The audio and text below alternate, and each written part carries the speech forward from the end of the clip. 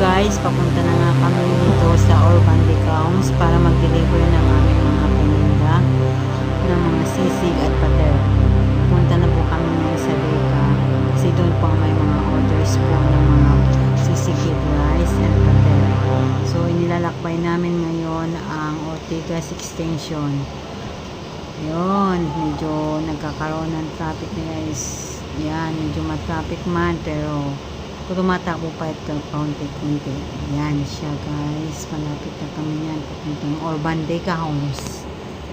Yun, nandun po kasi ang may order po nitong aming dala is mga riders po ng Shopee, Lazada at kung ano pa. So ito na guys, papunta na kami magde-deliver. Unang deliver po yan guys sa isang unit N, area 1 yan. Yan po, magde-deliver kami po dyan ng sisig, tubig at pater. Yan po, dinideliver na po namin yan. Yan, sana magustuhan ninyo ang aming deliver. Sana nasarapan kayo, magpakabusog kayo dyan. So ayan na nga guys, nagbabayad na, inabot ko sa kanila ang mga order. Yun, COD po pala kami guys. Yun, upon delivery kailangan magbabayad. Yan, ayan na nga guys, mga ka-idol, yun, nagbabayad na. So yun, nag-checking kami ng mga order dyan guys. Ang isa dyan nagreklamo si Cedric. Yun, nagreklamo sa order niya kasi ang order niya pala pater, hindi sisi. Nag-order din pala siya ng pater. So hindi ko nabasa yung order niya sa GC namin. May pagtampo pa yan dyan kunyari. Naku na yung Cedric. Patampo-tampo kami. O na, ikaw na ang pinakabatang prinsipe. Ang prinsipe ng Decals ng mga riders. O diba? Si Cedric na gwapo. Yun, siya yung prinsipe ng mga riders yan. Yan, si Cedric. Nagre-reklamo yan. Nagugutom na raw siya. Mali ang dinala ko sa kanyang food. Yun, kasi ang gusto niya pala pater. Ang akala ko sisig. Sisig ang nadala ko sa kanya. Pero yun naman yun. Ayan naman ang isang kasama. Si Ber. Ayan, ang order niya diyan, pater with it. Yan. So, lipat na naman kami sa ibang building para mag-deliver ng ibang order sa building Q. Yun, mag-deliver kami dyan ng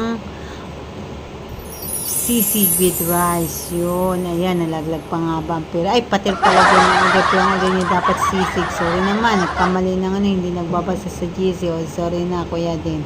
Ayan, deliver namin yan sa kanya. Yun. Ayun, nagbabayaran na nga kami. Sana nasarapan ka. Sorry na, wag nang magtampo. Ayun. Yan na nga. Next, mag-order naman kami. Dito magde-deliver kay Tarok. Yun, si Tarok nagwapo. Ayan o, ang cute-cute. Pa-cute pa yan o.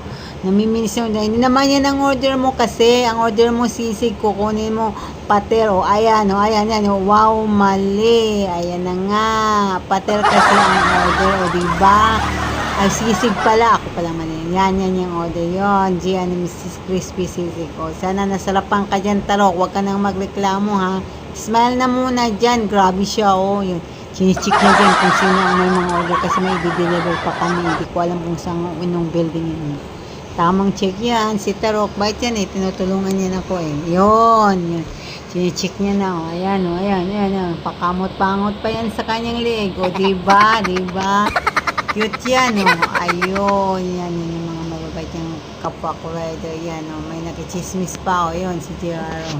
Ibig sabay alis, o. Diba? Ayan, di namin mahanap. Kasi kung anong building yung last na order, yung dalawang pater, equidex, rice, and drinks. Yun, hanap pa namin. Di namin nahanap. Tulong-tulong, yun. Di namin makita. Pero, ayun, nakita na nga dyan ni Tarok ang may order. Yun, kilala na namin. Kaya yun, pupunta kami sa next para i-deliver namin yan. Kasi order yan sa amin. Ayun. Yun na nga yan, i-deliver na namin yan. Pupunta sa next station.